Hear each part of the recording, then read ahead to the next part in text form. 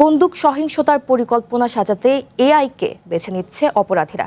এক প্রতিবেদনে Wall Street journal দাবি করেছে, তাদের পর্যালোচনা করা অন্তত দুটি ঘটনায় হামলাকারীরা সরাসরি ওপেন এআই চ্যাট জিপিটির সহায়তা নিয়েছে।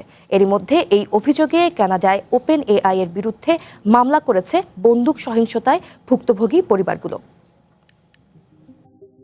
ওপেন এআই এর চ্যাট জিপিটি কি এখন অপরাধীদের সহযোগী? ওয়াল স্ট্রিট জার্নালের এক প্রতিবেদনে দাবি করা হয়েছে, প্রাণঘাতী বন্দুক হামলার পরিকল্পনায় সরাসরি সহায়তা করছে এই চ্যাটবট। প্রতিবেদনে বেশ কিছু ভয়ঙ্কর ঘটনার উদাহরণ দেয়া হয়েছে। গত বসন্তে ফ্লোরিডা স্টেট ইউনিভার্সিটির শিক্ষার্থী ফিনিস ইগনর চ্যাট জিপিটিকে প্রশ্ন করেন, কুখ্যাত হবার জন্য তাকে কতজনকে হত্যা করতে হবে। জবাবে বটটি জানায়, অন্তত 3 জনকে হত্যা ও কয়েকজনকে আহত করলেই আমেরিকার গণমাধ্যমে সে গুরুত্ব পাবে। এরপর পিস্তল ব্যবহারের কৌশলও শিখিয়ে দেয় চ্যাট জিপিটি। এরপরই ফ্লোরিডায় গুলি চালিয়ে 2 জনকে হত্যা ও 6 জনকে আহত করেন ইগনর। ওপেন এআই এর দাবি, সহিংসতার লক্ষণ শনাক্ত করতে তারা নিয়মিত চ্যাট স্ক্যান করে।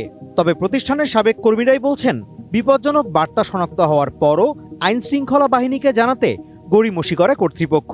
জীবনের ঝুঁকির চেয়ে ব্যবহারকারীর গোপনীয়তাকেই তারা বেশি গুরুত্ব দিচ্ছে বলে অভিযোগ উঠেছে।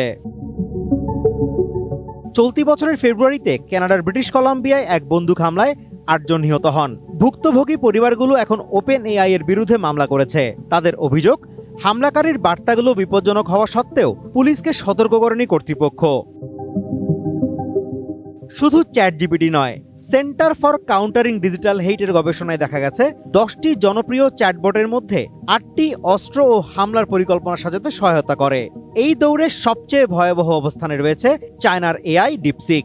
বটটি অস্ত্র সংক্রান্ত প্রশ্নের উত্তর দেওয়ার পাশাপাশি হামলাকারীর জন্য শুভকামনাও জানায়। এদিকে ওপেন এআই এর দাবি, তাদের সুরক্ষা ব্যবস্থা আগের চেয়ে অনেক বেশি শক্তিশালী করা হচ্ছে। Azimur Rashid Kanak, one international desk.